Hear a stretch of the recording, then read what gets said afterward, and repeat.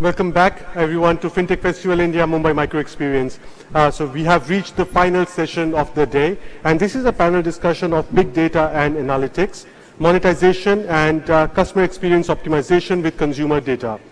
Joining us on this session and moderating this session is Mr. Amit Jain, partner, Cedar Management Consulting International. Joining Amit is Advocate Puneet Bhasin, cyber law expert from Cyberju Legal Consulting. Joining us also is Sonali Subudhi, Head of Data Analytics with IDBI Bank. And joining us virtually in this panel is Mr. Utpal Chakrabarti, Chief Digital Officer, Allied Digital. Over to you, Amit. Please take the session forward. Thanks, Amit. Good evening, everybody, and welcome to this very, very interesting discussion on big data and analytics, where we're going to be talking about very, very interesting topics around monetization, customer experience with the use of customer data, right? As Amit mentioned, I think joining me in this panel are, a very warm welcome Sonali. For just a few lines on Sonali. Sonali has over 20 years of experience in this industry, of which last 10 years have been focused on big data, analytics, and strategic decisioning around that, right? And she previously held senior level positions at Vodafone and J&J, and currently she's a head of data analytics at IDBI. I welcome Sonali to join me on this panel. Thank you so much. I also have joining us virtually is Utpal. Hi, Utpal. Hi. Utpal also brings with him 20 years of experience in the field of technology. In addition to data analytics and big data, Utpal also is experienced on AI, cognitive technologies. He's held senior positions at Capgemini, L&T Infotech.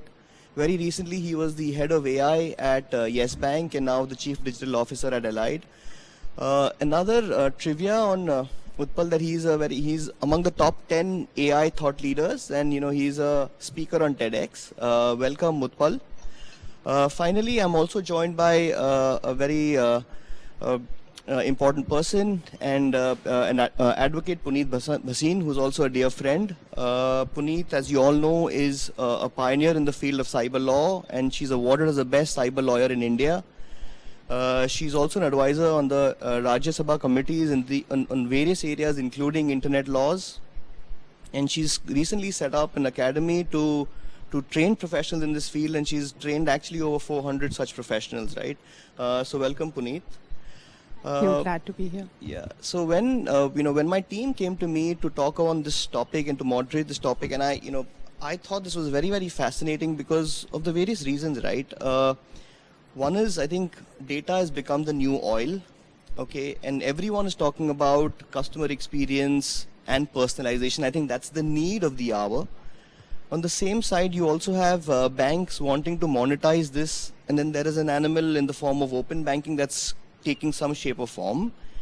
And then, lastly, we also have the regulator who's thinking about the Data Privacy Act and the Data Protection Act, right? So with all of these things there, I thought this is going to be a very, very interesting conversation from a perspective of a bank, a technologist, and a lawyer, right? So, Sonali, if I may start with you, right? Again, so from the industry that you represent, which is banking, right? How important or how critical is data? I don't know, from a survival or from a criticality perspective, right? If you could throw some light on that. Sure. Before that, a very good evening to esteemed panelists and obviously Utpal online. It's a very interesting question. See, if you see the pace of change in last decade, it is tremendous. It has left many organizations across industry, I'll say, has, a feeling of ambitious and ambiguous at the same time to how best we can actually embrace the digital future and establish a data culture in the organization. So for any business entity, I can say exploiting the current opportunity, exploring the future opportunity, and securing the business structure, that is the risk part, I can say, is the main important of, success of any business entity. And if you talk about these three things, without data, we cannot envisage or we cannot do a single important thing without data. So we can understand how important data is. at least for this 3 point to actually to take our business to the next level, to actually meet the, you can say, a stretched vision of our any organization. So let me talk about little bit about bank. So when the pandemic happens, the bank or the financial institutions are actually forced, you can say, to expand their digital capability so that the customer can do their banking without the branches. So data was the only savior at that point of time, trust me. I mean, at that point of time, we didn't have anything, only data was there as the backbone. So having said this, lots of banks are actually leveraging data, to monetize, as you rightly mentioned, but there are lots of banks, international banks, they are like in a more mature state, or maybe they are leveraging a couple of years back, or like they're like more in a more mature state, I can say. I'll give you a couple of examples that we can relate actually, how we actually, the way you mentioned, you started with customer experience, customer interface. So how we actually, when you enter into a bank, you just see a small machine where you put your information, just one or two information about you, and you get a cheat or something, or some sheet kind of thing, and then you enter to the tailor. There is a bank officer sitting there. So when you go there, I mean, you might not have realized in the system of the bank officer, everything about you now these days, I'm talking about now these days. If I'm a good customer, it is a green screen. If I'm a bad customer, it is actually a red screen. And the purple, green, orange, there are many color screen. Actually, these are like risk rated skin. They can see. I go to the, I'm just giving you my example. I go to the tailor, and the bank officer knows where all I have accounts, what all product I have with the current bank and the other banks. How many, I mean, if I have an auto loan, it is about to close, like it is already 4.5 years, and it is total of 5 years of tenure. Okay. And my tax limit is due, and maybe I have to pay my insurance premium, which is a huge premium, I can say now these days, I can say. So everything that person can see, if she or he can talks about it in front of me, I'll be like, oh my God, I mean, before me talking about it, the person is talking to me. I mean, the person is knowing everything about me. So now these days, especially for the millennial, they want the bank to understand them completely. They want, I mean, not only just to provide them and tell them what product you are eligible for, they want to take their, I mean, profitability in their hand, the growth and everything. So this is kind of a customer experience, I can say. It is a very basic thing, but this is a customer experience at par, I can say. So at the same time, the bank officers generally do the cross-selling and upselling, because knowing that what all products the person actually having. So it is happening at the same, I mean, you can the same event, I can say. So this is one basic thing. Second, I can talk about in India. So the customer base in banks are very huge compared to internationally and all. So in India, the customer base is huge. It might be sleepy customer or maybe inactive customer, but the base is really huge. Initially, what we had is like a high net worth customer, low value customer, mid value customer, or HNI customer. But now these days in my bank particularly, I can talk about, we have a customer segmentation, a micro segmentation. The way we talk about personalization, it's a micro segmentation of 150. We call it a bigger segmentation. We have sub segmentation of 750 micro segmentation as well. So if you talk about 150 micro segmentation, and there are segment manager who are appointed to actually take the profitability of different segment to a next level. I'll give you an example. During pandemic time, if you hear about a segment name is low value youth, it is not of interest for anyone. I mean, low value, I mean, what profitability you are going to actually reap out of them? But we have developed a product, a personal loan product for low value or small value consumer durable, like mobile phone, tablets. Oh, I mean, now these tablets are very, we got it in throwaway price actually. So we actually created that product, and it was through AI, and AI, we have a voice blast, and that product was really a hit, and people bought mobile phone for their own education. If they're in mid-aged, for their children education, for tab and all, it was really a niche product, and that profitability of that particular segment actually crossed many-fold what we have expected. So marketing, customer experience are like in a different level with data. I little bit touch upon the risk part of it. So NPA is a big problem for everyone, and we all know it is going to grow, and every bank and every financial institution is focusing on that. So if I'm not, I mean, for a layman point of view, if I'm I'm not actually giving my EMI for a couple of months, I'll get into NPA. But right now in banks, and lots of early warning system has been already put in place. It is a RBI mandate, in fact. But in our bank, in many banks, in fact. So we have models, statistical models, AI models, ML models, which actually talk about if I'm not going to pay my first installment, I mean first EMI, forget about NPA, which after a couple of months you consider me as an NPA if I don't give the EMI, okay? Depending upon the products, the commercial products has different EMI terms actually. So, so it is much well couple of quarters before you can see I'm doing good in my bank, but doing bad in other bank, which is not visible, which initially, I mean, before a couple of years back, which was not visible. Right now, I could see the person is really a good customer to us, but he is really doing bad with others. He can bust anytime with us. So the risk model, lots of risk models we are actually putting in place so that we can take care of the NPAs. So yeah, I mean, to summing it up, customer experience, cross-sell, upsell, risk, and these are like the main focus right now in banking. We are taking care through data.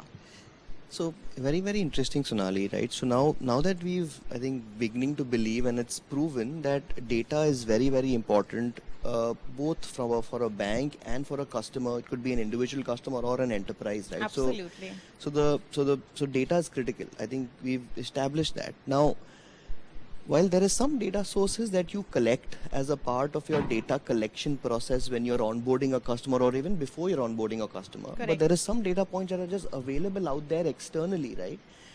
And I think the accuracy, the expanse of that data is very critical, right? Because some of these decisions are being made on the back of the data, right? So what are the various sources of data, whether you collect them or they're available externally, that you have access to, or that is a part of your repository of the data sources that you have? So Okay, this is an interesting question. I'll just take a step back. So why do you collect data, and how much data is like too much data, I can say. So see, maybe 2-3 points I'll focus on.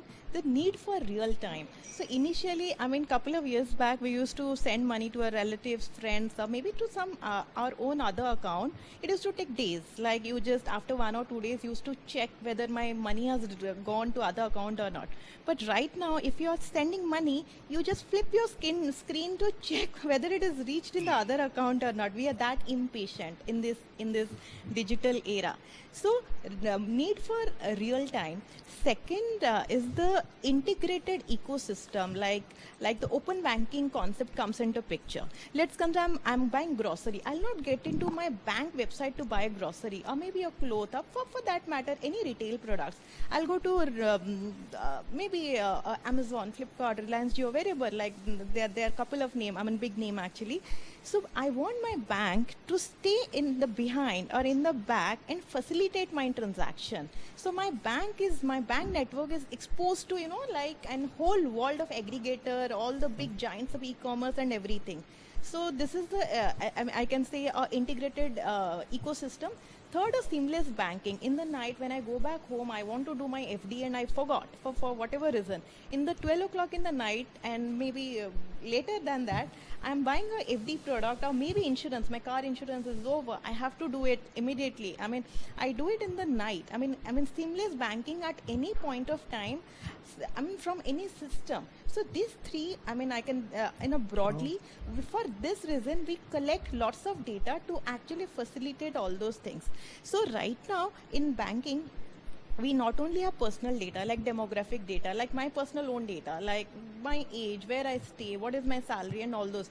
So we collect lots of you can say alternate data, bureau data, to actually complement the current data so that we can actually enrich the existing data. For example, we collect data from GST department. We collect data EPFO data, lots of social media data. That is highly critical for us. Not only social media, I mean lots of different variant of social media data. Where I stay, I mean up to the 1 square yard where I stay, that is important, because I should not default on my loan. So those information we are collecting. Not only that, we collect like how many products I have with different bank, where I'm doing good, where I'm not doing good. Not only big banks with microfinance, where I mean all over India, where what I'm doing. Apart from that, in agriculture, if you're talking about, let's say India is a very rural heavy, you can say geographically. What is my land look like? I mean, it is I might apply for a loan, for a paddy loan, but my land is not fertile for paddy. It is fertile for some other you can say crops. So if I can go, I mean, NPA on that ground. So all those data we collect through lots of satellite data. So name any data we are collecting. For small example, like my electricity bill I'm paying it or not, my water bill I'm paying it or not, what type of customer. So bank wants to know what type of customer I am, so that they can pitch me product, both marketing, and they can take the risk also. They can analyze the risk as soon as I open an account, or maybe as a customer they can analyze the risk as well. So I mean, even if I want or don't want, data is being collected. Connected. So I think what you're saying is for banks to provide what the customers want, hyper personalization. Correct. I think the need, the quality of data is extremely important, right? Extremely important. So thanks, Sonali. I think on that topic, I'll just move to Utpal. Utpal represents a technology firm, Allied Digital, where they've been doing a lot of work in the digital transformation space, primarily in the area of smart cities, right? So I think, so Utpal, from a smart city perspective, how critical or how do you use the data, and how important is data for you? Yeah, thank you, Amit. So can you hear me well? Yes. Yeah. Coming to smart city, so we have got a couple of smart city initiatives, wherein right now, if we look at it, is more of a command and control system. Okay, so the command and control center consists of the connectivity of all your CCTVs, your sensors, data from your traffic department, from commissioner office, from municipality around. But there is no intelligence built on top of that, right? So we have got humongous data generated by our sensors, our CCTV cameras, and all other things. So what we are doing right now is how, and this data, interestingly, this data is of different varieties. So structured data, unstructured, semi-structured data is there, streaming data is there. So now, how you can actually correlate this data and bring some inference out of that. So I'll give you an example. So probably your CCTV camera detected 50 people at midnight at some corner of the city. Okay, so this is an alert, right? But how you can correlate that data with probably data from your municipal corporation or from commissioner office? So probably that those people have already taken some kind of approval, okay, for some function. Okay, so how to do that automatically, and how to do a real-time alert generation? So that is a big challenge, and those are the challenges that we are essentially solving. Apart from that, so we are also trying to solve some of the optimization problems. Okay, how actually you can optimize the different things like electricity, your water consumption, and all other things in public buildings as well as across the city. So for that, what we are going to do is we are going to collect all the data from different sources. So we have got hundreds of sources, and as I told you, like these data are actually versatile data and humongous in nature into a data lake, so probably, and thereby we are going to build some data marts. And on top of that, actually, we can run analytics as well as some of the AI solutions, wherein we can get the inference out of those data in real time whenever it is required. So if there is a flood situation, how do you come to know? I mean, your camera is showing it 24/7. Okay, but how do you come to know about the scenario? How your AI application can tell you what is the situation of the flood there, or some fire somewhere. So we are trying to essentially build the command and control center more intelligent, by correlating all the data coming from the data sources and doing that. And coming to another initiative that we are doing, Amit, is basically the FinTech initiative. Correct. Yeah, that's So I what I was know, going to come to. yeah, right. So I think probably Sonali has covered a lot of the things what banks are doing. In fact, in my last bank also, we were doing the similar kind of thing. So there it comes like a customer 360-degree view. Okay. That's correct. So how you can have a customer 360-degree view from your data. So definitely in that case, you are collecting data from your all your internal data sources. So probably from your core banking system or from your loan system or your CRM system, your ERP systems, your customer care system. So all systems you are collecting because these are your own data. Now, what about social data? What Sonali talked about. Okay, so that is also very, very important, and also data from other sources. And also, you need to see and validate the authenticity of this data, how authentic those data are. Because when you are collecting social data, there are huge chances that the data that you are collecting could be wrong data. Okay, and your inferences could be completely wrong. So, if you are building a credit risk model, okay, so the model which actually just gives you the prediction before giving any kind of financial aid to an individual or probably an enterprise.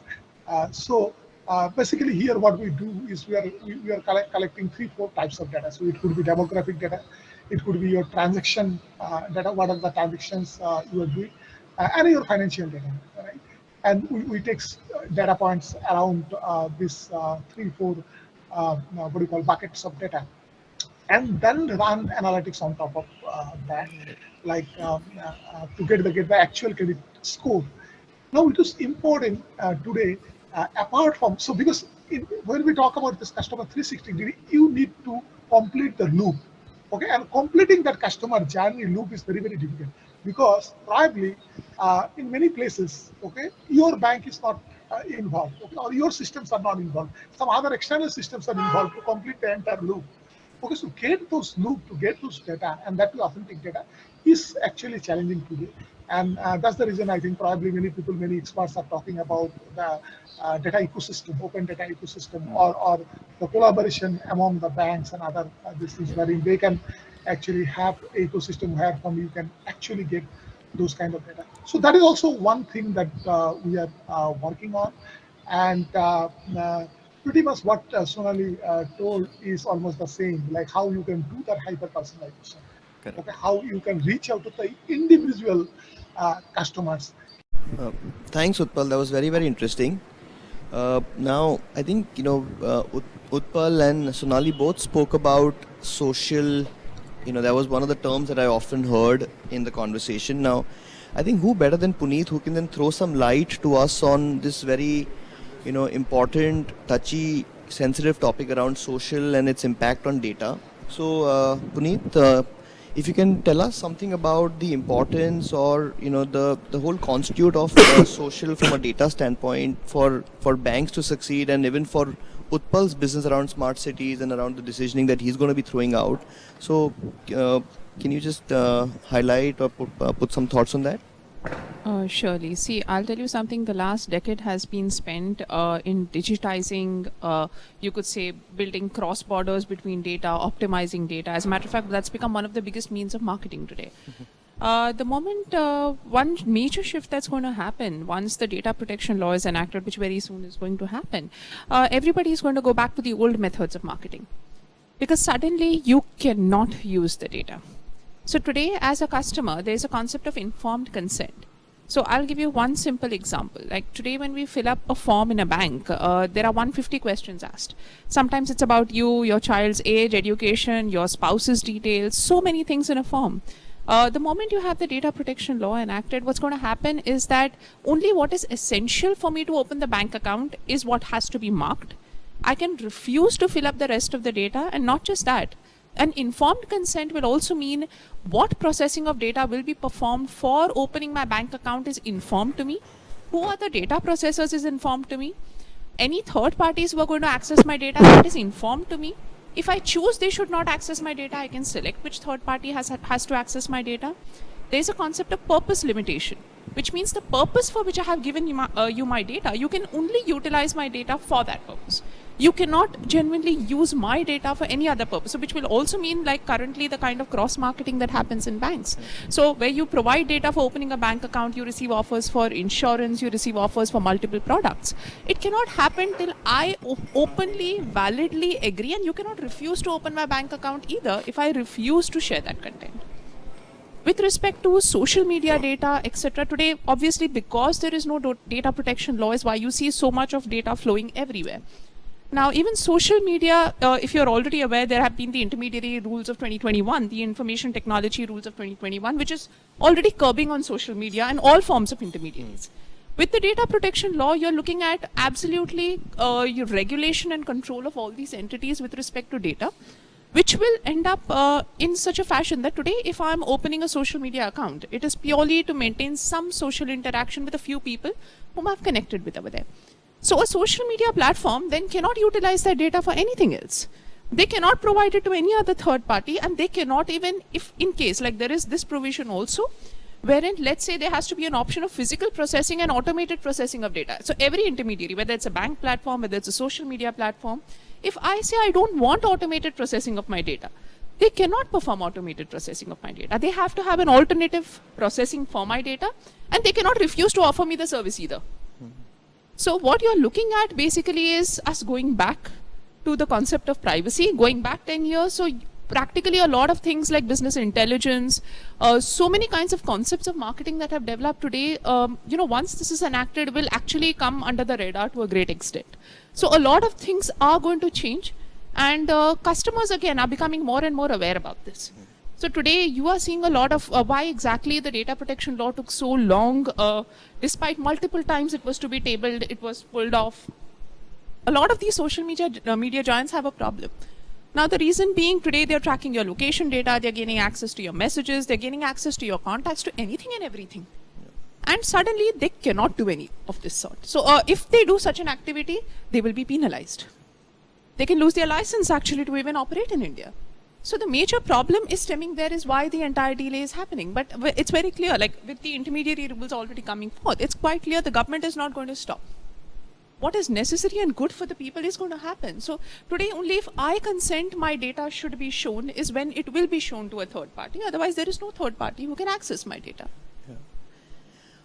But, so thanks, Puneet. I think that's, very, very eye-opening. But on the same, on the flip side, where data is going to more and more become restrictive for either banks or for entities, who've had a run for the money with data being available. So what happens with terms, where we talk about open banking? I mean, again, isn't it headed for like a disaster, or are there ways out, or are there sub entities who have an option to do and some entities don't have an option to do? So no, it's applicable to any and every entity dealing with your personal information. So it doesn't only cover sensitive personal data like your passwords or your biometrics. It also covers any personal information. So any information which identifies me as me. It can be my email ID, it can be my PIN code, it could be just anything that can help locate me, right, is personally identifiable information. So this covers all that information, and no organization is exempt from something like this. Right. So every organization will have to comply. Yes, it is possible to do business even in such a scenario. You need to have explicit consent.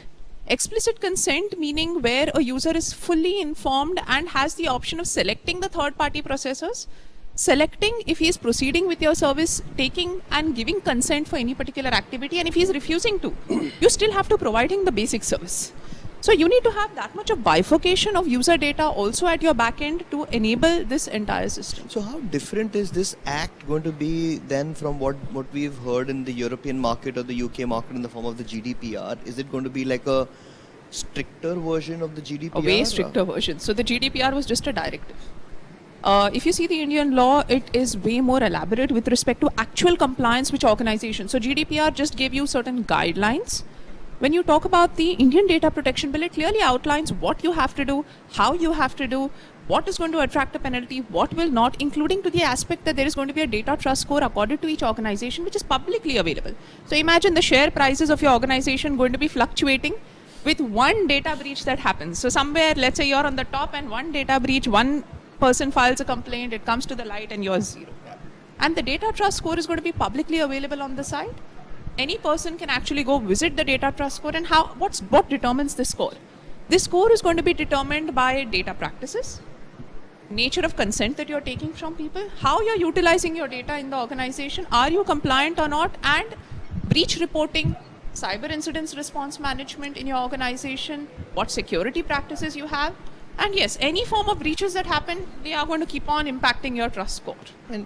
But I also believe that they have a lot of Sonali, if you may want to add, right, again with something coming up like this, again what happens to the existence of banks, right? Again, with we talking about cross sell, we talking about marketing, we talking about upselling, and banks, customer asking for a better customer experience, better customer journey.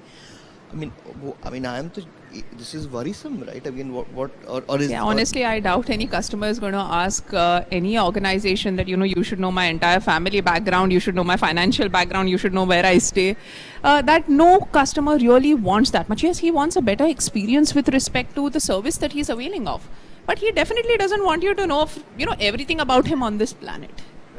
That definitely, for example, it would be quite spooky for that matter of fact. It's almost stockish. Sure. So it's abnormally stockish. It's not something that you can justify. Yeah.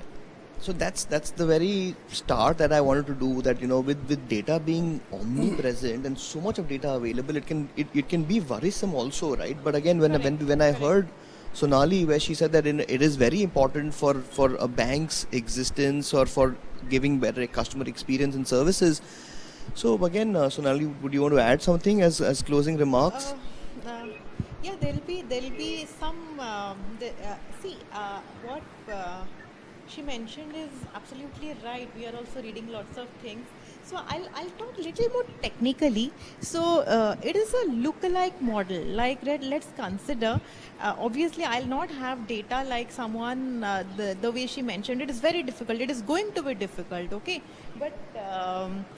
We can always have a lookalike thing is like someone is like me with my age, with type of mind, job is someone is doing. It is just coming to my mind right now. There might be many other models which will be implemented. Very interesting. So it is like a lookalike thing. Let's consider I stay in maybe Kaf Parade or I stay in Andheri. So there is a difference, always a geographical pocket difference. Okay. Yeah. So we can have lots of lookalike models. Apart from that, it is right now not in place. There's a public credit registry. RBI is coming up with that. So that will be publicly available. So it is like, as I mentioned, from my water bill to electricity bill to where I'm traveling, I'm paying my EMI or not. Maybe these are all like government is going to make us available all this data so that we can at least create a better journey for the customer. So maybe at this point of time, this is Thanks coming to my for mind. adding that, Sonali. That at least makes me smile and makes me feel a bit better that there is hope at the end of the tunnel somewhere, right? Again, it's not going to be that bad, but it's going to be obviously controlled and constrained and well governed, right? Absolutely. But there's one point I would like to add, Amit. Once this is enacted, now all the data that organizations have collected till that particular date of enactment, they will have to actually take a consent all over again to even utilize that data. Correct. So you will not be able to work with respect to whatever consents you would have taken earlier. You will have to, as per the prescribed format, take a relevant consent, have a record of that consent, and that itself is a humongous task. So any organization having millions of users, you're looking at a huge amount of work that has to be done. And almost all your products have to have privacy built in by design, which means you will have to have the documentation, you will have to go back to the blackboard and rework a lot of products and services that you are offering to the customers to ensure the privacy is built in by design. It can't be a layer on the top, it can't be something additional. So I think organizations will have a lot of things on their hands to really cope with at that point of time. Answering my first question which I was going to ask about, do the banks need to revisit the data policies? I think Puneet has answered it for us that they definitely need to revisit the data policies, right? So absolutely. Yeah. Even if the act is not right now on place, we do lots of data policy revisit on a daily basis. In fact, I can say it's not on a need basis; it is on a daily basis. It is a daily practice. From all bankers like us, it is a daily practice. In fact.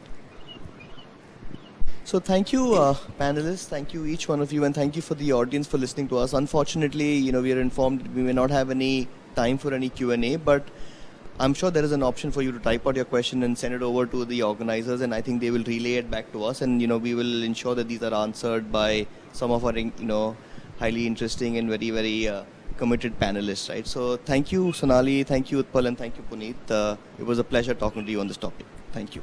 Thank you very much. Thank bitcoin trading possible है impossible लगी शर्त और हारा तो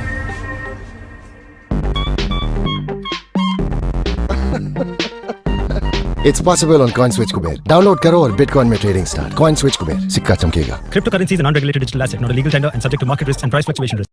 Life, there is hope, there is meaning.